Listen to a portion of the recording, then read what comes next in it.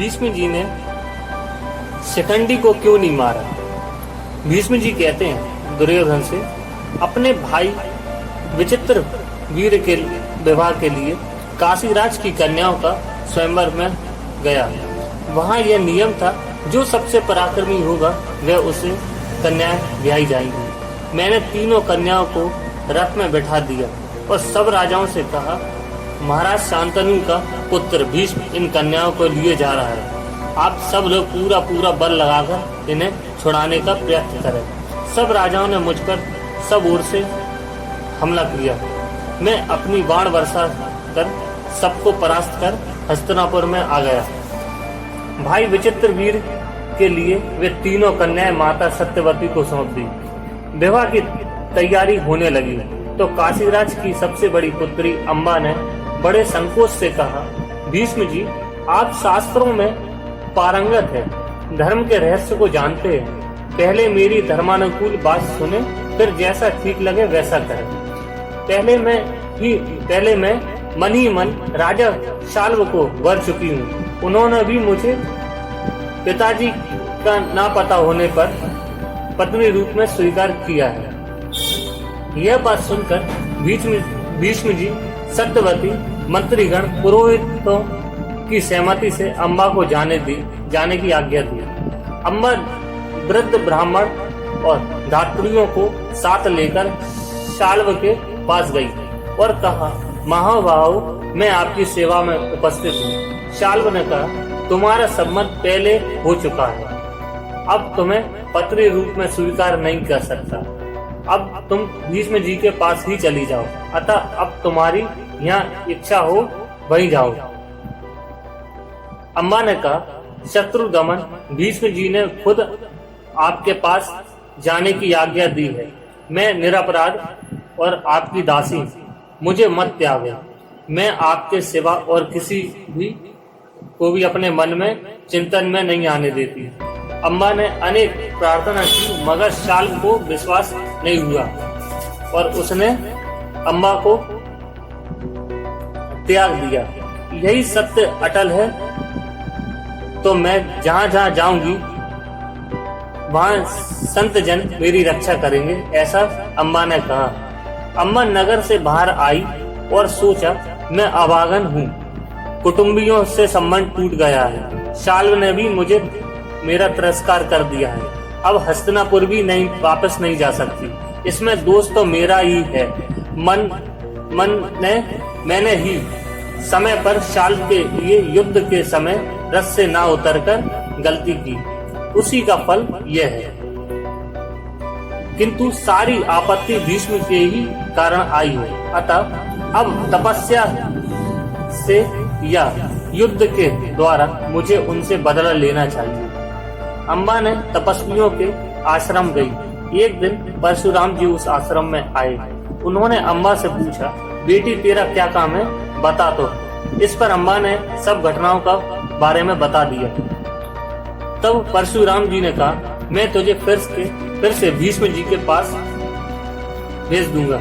अम्बा ने कहा, जैसा आपको उचित लगे वैसा करें। मेरे इस संकट के मूल कारण भीष्म जी हैं, अतः आप उन्हें नष्ट कर डालिए।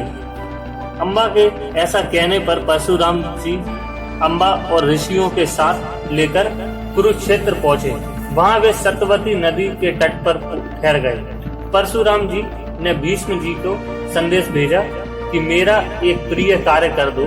अपने देश में परशुराम जी के पधारने पर का समाचार सुनकर भीष्म जी पुरोहितों के, ब्राह्मणों के, ऋत्विज के साथ प्रसन्नता पूर्वक तट पर पहुंचे और गौ भी साथ ले गए। प्रतापी परशुराम जी ने मेरी पूजा स्वीकार की। उन्होंने कहा, भीष्म, कल मैं जब तुम्हें विवाह करना नहीं है तो अम्बा को क्यों हर लाए, इसे त्याग क्यों दिया? भीष्म जी कहते हैं, मैं अपने भाई के साथ अम्बा का विवाह करना चाहता था, मगर इसने पहले ही शाल्व को मर लिया है। तब मेरी आज्ञा लेकर यह शाल्व के नगर में गई। मैं भय, निंदा, अर्थलोभ या किसी कामना से अपने छात्र धर्म से विचलित नहीं हो सकता। इसके बाद परशुराम जी क्रोधित हुए और भीष्म और परशुराम जी के बीच में युद्ध हुआ। परशुराम जी ने स्वयं भीष्म जी के से प्रसन्नता पूर्वक कहा, तुमने मुझे परास्त कर दिया है। भीष्म जी का वध करने के लिए अम्बा की तपस्या। परशुराम जी अम्बा से कहते हैं, तुम्हारे लिए मैंने पूर्ण शक्ति से युद्ध किया और तुमने देख भी लिया, अब तुम्हारी जहाँ इच्छा हो वहाँ चली। अम्बा यमुना तट पर एक आश्रम पर गई, वहां अलौकिक तप करने लगी। 6 महीने तक केवल वायु भक्षण करती हुई काठ के समान खड़ी थी। 1 साल तक निराहार रहकर यमुना जल में रही। 1 वर्ष तक अपने आप झड़कर गिरा हुआ पत्ता खाकर अंगूठे के बल पर खड़ी रही। इस तरह वह 12 वर्ष तक तपस्या करके आकाश पृथ्वी को संतप्त कर दिया।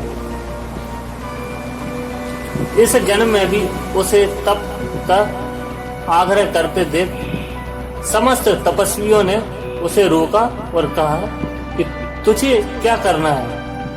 तब उसने तपोबद्ध ऋषियों से कहा, मैंने भीष्म का वध करने का तप का संकल्प किया। भीष्म के मारे जाने पर मुझे शांति मिल जाएगी। तब वह तप कर रही भी। तब शंकर जी ने दर्शन दिया। जब वे तप कर रही थी तब शंकर जी ने दर्शन दिया और वर मांगने को कहा। उसने भीष्म को पराजय करने का वर मांगा। इस पर महादेव जी ने कहा, तू भीष्म का वध करेगी, तू द्रौपद के यहाँ कन्या बनकर जन्म लेगी, कुछ समय बाद पुरुष तत्व प्राप्त करेगी, जैसा मैंने कहा है वैसा ही होगा। ऐसा कहकर भगवान शंकर अंतर्ध्यान हो गए। एक चिता बनाकर अम्बा ने अग्नि प्रज्वलित की और उसमें भीष्म का वध करने के लिए ऐसा कहकर अग्नि में प्रवेश कर गई। शिखंडी की पुरुष तत्व प्राप्ति का वृतांत। दुर्योधन ने पूछा, पितामह कृपया यह बताइए कि शिखंडी कन्या होने पर भी पुरुष कैसे हो गई। भीष्म जी बोले, द्रौपद के यहाँ शिखंडी कन्या रूप में जन्म हुआ। द्रुपद ने तपस्या की। शिव ने कहा, आपकी कन्या कुछ समय बाद पुरुष हो जाएगी, तब करना बंद करो। यह रहस्य किसी को नहीं पता था। राजा द्रुपद ने यह सबसे छिपा रखा था। दशानन राज हिरण्यवर्मा ने शिखंडी के साथ अपनी कन्या का विवाह कर दिया। तब राजा दशानन हिरण्यवर्मा को सच पता चला। वे क्रोधित होकर पांचाल देश पर युद्ध के लिए चढ़ाई करने लगे। शिखंडी को यह मालूम हुआ तो वे तपस्या करने लगी। तब यक्ष ने कहा, बताओ क्या चाहती हो। तब शिखंडी को यक्ष ने सब वृतांत बता दिया। तब यक्ष ने अपना पुरुष तत्व शिखंडी को दिया और शिखंडी का स्त्री तत्व खुद धारण कर लिया, जिससे शिखंडी को पुरुष तत्व की प्राप्ति हो गई और शिखंडी पुरुष हो गया।